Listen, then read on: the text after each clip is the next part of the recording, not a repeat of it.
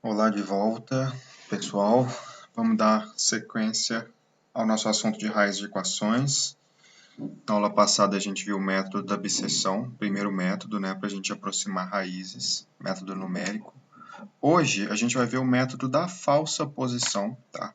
Ele tem uma ligeira adaptação do método da bisseção. Então, se vocês pegaram bem a ideia do método da bisseção, vai ser bem tranquilo a aula de hoje, ok? Então, o método da falsa posição também é um método intervalar, então a gente também vai sair de um intervalo e vamos ficar segmentando ele. Só que a maneira que a gente vai segmentar esses intervalos vai ser diferente, logicamente, do método da bisseção, tá? Então, vamos direto para o exemplo, para a gente ver, exemplo gráfico aqui, uma situação hipotética. Então, primeiro vamos relembrar como é que era lá no método da bisseção, né? Então, lá no método da bisseção, a gente tinha esse domínio aqui de A até B, aqui está a minha função, onde a gente tinha a garantia de ter uma raiz, né? Visualmente a gente vê que temos uma única raiz, mas pelo teorema da existência a gente está saindo de uma região positiva para uma região negativa, então necessariamente a função cruzou o eixo das abscissas, né? E como é que era lá no método da bisseção? Cada aproximação era simplesmente o ponto médio do seu intervalo em cada passo. Então aqui a gente tem a primeira aproximação no método da bisseção. O que vai mudar agora? Agora a gente não vai mais considerar os pontos médios. A gente vai fazer uma coisa um pouquinho mais esperta. A gente vai traçar uma equação de reta que liga os pontos A com f de A até B com f de B, ok? E quando esta equação de reta tocar o eixo das abscissas aqui, ó, ou seja, a raiz dessa equação de reta, vão ser as nossas novas aproximações. Então, a gente não considera mais o ponto médio aqui, ok? Então, a gente vai estar sempre ligando A com f de A com B com f de B por uma equação de reta, e a raiz dessa equação de reta vão ser as nossas aproximações para a raiz da função original aqui. Por isso que a gente chama de método da falsa posição, porque as nossas aproximações vão ser raízes de uma equação que não é a nossa função original, mas vai ajudar bastante a gente a aproximar a raiz dessa função aqui mais escura, tá certo? Beleza, você de novo vai se perguntar, e agora? Eu vou ficar com o subintervalo A, minha aproximação, ou a minha aproximação e B? Aqui é muito fácil ver, a gente tem o gráfico, é óbvio que a gente vai ficar com esse intervalo aqui, mas se a gente usar apenas o teorema da existência, né, aqui eu continuo com o mesmo sinal, e aqui eu altero o sinal, né, que foi o que eu ensinei para vocês. Então a gente leva esse intervalo para o próximo passo, e aí eu vou de novo traçar uma equação de reta que liga A com f de A até B com f de B. Quando essa equação de reta tocar o eixo das abscissas, vai ser a nossa nova aproximação, x2. De novo me pergunto, fico com este subintervalo ou com este daqui? Claramente a gente fica com esse porque tem a mudança de sinal, o que não acontece nesse subintervalo de cá, né?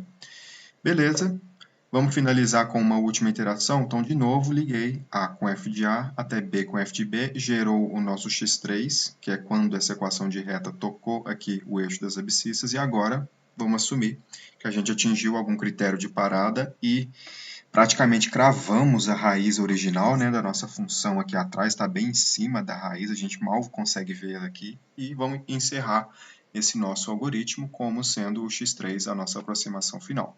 Então essa é a ideia do método da falsa posição. Então não se esqueçam, gente, as aproximações vão ser sempre raízes das equações de reta que vão ligar A com f de A até B com f de B de cada subintervalo que for dando sequência aí no seu processo iterativo até você atingir o critério de parada, ok? Então, a primeira coisa que a gente precisa fazer aqui, antes da gente ir para o exemplo, é o seguinte. Lá no método da bisseção, o xk, a gente tinha uma expressão muito bonitinha para ele, né? Era simplesmente o ponto médio, era a mais b sobre 2. E aqui, qual que vai ser a expressão para o xk no método da falsa posição? A gente precisa encontrar essa expressão. Mas o que a gente sabe? Que os xk's vão ser sempre, e eu repito, a raiz da equação de reta que liga a com f de a até b com f de b. Então é muito simples, pessoal. Vamos encontrar a equação de reta que liga esse ponto aqui, ó, A com f de A até B com f de B, tá? A gente tem dois pontos, então eu consigo montar uma equação de reta, e eu preciso encontrar exatamente o quê? A raiz dessa equação de reta genérica aí que a gente vai construir. Então, vamos conduzir esse passo Está todo escrito aqui no slide. Então, vamos chamar genericamente a nossa equação de reta de Px mais Q. O que essa equação de reta tem que ter? Ela tem que ligar o ponto A com f de A. Então, está aqui, ó, substitui o x por A, tem que me devolver f de A. Substitui o x por B, tem que me devolver f de B. Está aqui, ó. Quem que eu não conheço nesse sisteminha aqui? Bom, A, f de A, B, f de B eu vou sempre conhecer. Eu não conheço quem é a minha inclinação, quem é meu intercepto aqui nessa equação de reta. Então, resolvendo esse sisteminha aqui para P e para Q, a solução está aqui no slide, você encontra a solução para P e a solução para Q. Então, pega esta fração, que é o P, joga ela aqui. Pega esse resultado aqui, que é o nosso Q, joga aqui na sua equação de reta, e, enfim, você tem a expressão bonitinha da equação de reta, que vai ligar sempre A com f de A até B com f de B. O que eu preciso fazer agora com essa equação de reta? Encontrar a raiz dela. Vão ser as nossas aproximações? Então, é simplesmente pegar essa função aqui, igualar ela a zero e achar o valor de x. Então, quando vocês fizerem isso, está aqui no slide, para quem tiver alguma dúvida, você, enfim, chega na expressão genérica para cada um das aproximações da sua sequência. Tá? Então, percebam que a única diferença, pessoal, do método da falsa posição para o método da abscissão é a expressão para o seu késimo termo da sua sequência. Tá? Lá antes era A mais B sobre 2, aqui é toda essa fração aqui, lembrando, né, os x no método da falsa posição vão ser sempre as raízes da equação de reta que liga A com f de A até B com f de B. Aqui está a descrição do método, é o mesmo da abscissão, só trocando esse termo aqui, tá? Vamos fazer um exemplo, então, na mão? Então, vamos lá. Aqui a gente tem a seguinte equação, x ao cubo menos cosseno de x. E a gente vai utilizar o método da falsa posição, que é o que a gente está vendo aqui agora, neste domínio aqui, ó, inicial, de 0 até 1, para a gente aproximar essa raiz, considerando um critério de parada que vai ser diferente agora, pessoal. Vai ser, né, para a gente poder brincar com diferentes critérios de parada. Vai ser a minha mais recente aproximação menos a imediatamente anterior. Quando isso em módulo for menor ou igual do que essa tolerância que eu estou especificando, acabou o meu algoritmo. Ok? Então, esta equação, este intervalo inicial e este critério de parada usando o método da falsa posição. Então, para a gente relembrar, o método da falsa posição, cada aproximação da raiz é dado por esse termo aqui, tá? Eu estou escrevendo um pouquinho melhor essa fração aqui, tá, pessoal? Estou apenas indexando os meus A's e B's pelo passo que eu estou, né, para ficar mais fácil de vocês entenderem. Então, a única mudança desta expressão para essa expressão aqui é o indexando pelo subintervalo em cada passo que eu estiver, tá? E aí a gente tem a mesma tabela, gente, ó. O K, que é a iteração, AK, F de AK, BK, F de BK, XK, o F avaliado em XK, e agora a última coluna diferente do que a gente viu antes, porque o nosso critério de parada agora é diferente. Então, vamos começar. Vamos lá, a nossa primeira iteração, qual que é o nosso intervalo inicial? É 0, 1. Então, aqui está o 0, aqui está o 1, f de 0, f de 1. Beleza. Como é que eu sei que tem uma raiz aqui dentro? Vou repetir, teorema da existência. Estou saindo de uma região negativa para uma região positiva, então eu tenho a garantia de ter pelo menos uma raiz ali dentro, e a gente vai aproximar essa raiz. Bom, qual que vai ser aqui, ó, nas nossas colunas de aproximações, qual que vai ser o nosso novo cálculo? A gente vai usar essa expressão aqui, ó. Então, a gente vai precisar dos termos das 4 colunas anteriores para calcular o xk. Então, joga todos os termos aqui, ó, nessa expressão, você encontra, enfim, o valor do x1, que deu 0,685. Vamos ver qual que é o valor do x1? Ele vai dar menos 0,453. É simplesmente vocês aplicarem o valor de 0,685 na função aqui, tá bom?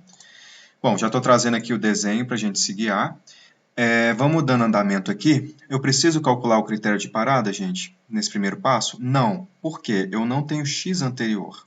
Então, imediatamente, eu já tenho que passar para um próximo passo, porque não dá para eu calcular esse critério de parada ainda, tá? Então, para eu passar para o passo k igual a 2, a gente precisa entender a segmentação aqui dos nossos intervalos. Então, no meu intervalo inicial, eu estou de 0 até 1. O meu x1 deu 0,685. O meu f de A1 é negativo, como vocês podem ver aqui, ó. o f de B1 é positivo e o f de x1 é negativo também. Então, qual o subintervalo que eu vou levar para o próximo passo? Esse daqui ou esse de cá? Sempre o que tem a mudança de sinal, que é onde eu tenho a garantia de manter a raiz. Eu não tenho gráfico aqui para eu poder fazer esse raciocínio mais direto, né, gente? Lembrem-se disso. Então, para o nosso próximo passo, k igual a 2, a gente vai levar o intervalo 0,685, que já está aqui no A, e 1, que já está aqui no B. De novo, pessoal, f de A, f de B, e aí você pega todos esses carinhas, joga nessa expressão aqui em cima e encontra o seu x2 e calcula a f do x2 para a gente saber em que região que eu estou. E aí, pessoal, agora sim, eu posso calcular este critério de parada. Então, vai ser x2 menos o x1 em módulo, isso vai dar 0,156, que é maior do que a nossa tolerância. Então, a gente tem que continuar esse algoritmo. Bom, para a gente continuar o algoritmo, vamos ver aqui à direita. A gente tem aqui 0,685 e 1, o nosso intervalo. O x2 ele deu 0,841. E agora a gente tem que verificar os sinais. Então, o f de A nesse contexto é negativo, o f de B ele é positivo, está aqui. E o f do x2 também é negativo.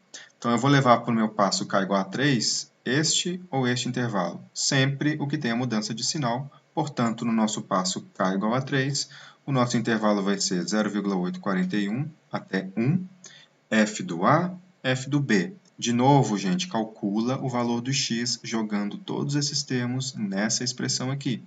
A função avaliada nesse x, e aí, enfim, pegando a diferença desse cara com esse carinha aqui em módulo, né, do x3 com o x2, a gente vai ter esse valor de 0,021, tá? Uma coisa que eu tenho que ressaltar, gente, talvez algumas subtrações aqui não vão dar precisamente o que está escrito aqui, porque todos esses números aqui eles foram arredondados, tá, gente? Então não se prendam tanto à exatidão dos resultados aqui nos meus slides, porque esses números eles foram arredondados. Moral da história, finalmente a gente chegou num critério de parada que é menor do que a minha tolerância, e a gente para o meu algoritmo, portanto, o meu x3 aqui, ó, 0,683, é a aproximação obtida para a raiz dessa equação aqui, considerando o método da falsa posição e esse critério de parada aqui. Bom, espero que tenha ficado claro aí o exemplo. Para quem quiser praticar, tem um novo exercício para vocês, uma nova função, um método da falsa posição. Tentem replicar, construir essa tabelinha aqui também. Tá? E o resultado tem que dar algo próximo, tá, pessoal? Próximo. Você não precisa chegar exatamente em 1,315. Próximo desse valor aqui, porque a gente está sujeito a aproximações, né? Vamos colocar 3 casas decimais aqui para vocês não ficar fazendo conta com muitos dígitos na mão. Ok? Uma coisa que é interessante, antes da gente ir lá para o VCN, é a gente comparar esses dois métodos, o método da abscissão com o método da falsa posição. São dois métodos intervalares, né? Mas não sei se vocês ficaram com essa sensação, mas o método da falsa posição ele parece ser mais rápido que o método da abscissão. Então, esse slide aqui, gente, deixa eu aumentar a tela para vocês. Vamos pensar aqui comigo. Eu tenho essa função, ó, x elevado a 10 menos 1. É esse desenho aqui. Eu tenho o meu domínio inicial de 0 até 1, e aqui esse pontinho é a raiz exata a qual eu quero aproximar. Vamos conduzir o método da falsa posição aqui. Então, percebam que essas retas aqui ó, estão iniciando o método da falsa posição. Então, aqui está o A com f de A, que eu juntei com o B, f de B, e aqui está o meu primeiro x1, e aí eu repito o raciocínio. Vocês conseguem perceber comigo como é lento o método da falsa posição para essa função aqui? E se eu fosse conduzir o método da abscissão? Pausem o vídeo aí e tentem imaginar vocês o método da abscissão aqui. Será que ele seria mais rápido? Será que eu ia segmentar mais rapidamente esse intervalo?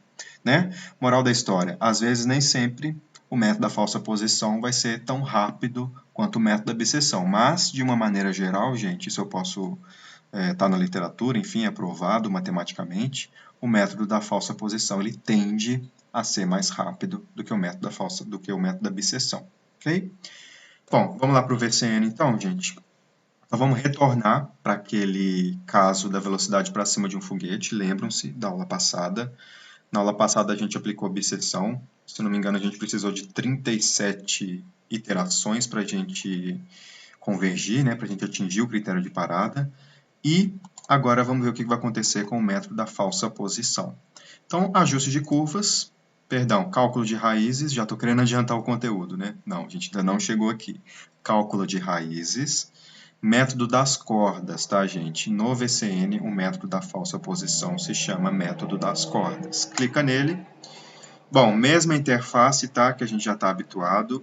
Vamos colocar a função aqui, né? A mesma função, eu já tinha colado ela aqui do nosso problema, né? Relembrando essa função aqui. Repito, gente, cuidado na hora de colocar essas funções no VCN.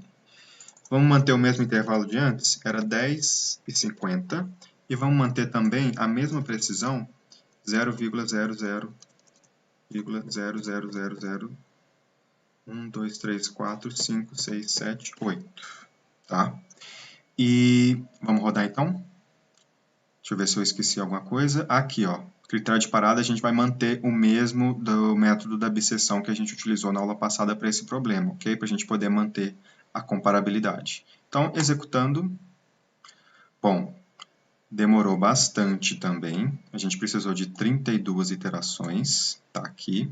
O x, que foi a nossa aproximação, ele é da ordem de 26,40784, está aqui em cima.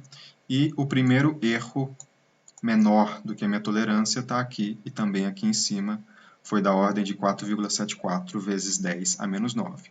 A tabelinha aqui do VCN, gente, não muda, tá? Do método da falsa posição para o método da bisseção, são as mesmas colunas, se vocês repararem. E, conclusão, a gente foi um pouquinho mais rápido aqui no método da falsa posição, né? No final desse tópico, na última aula, eu vou colocar um resumo de como é que os métodos se comportaram para vocês verem a comparação, tá bom? Então, eu encerro aqui o método da falsa posição, acho que foi uma aula mais curtinha, e a gente vê na próxima aula mais um método numérico para a gente aproximar raízes de equações, ok? Então, até mais.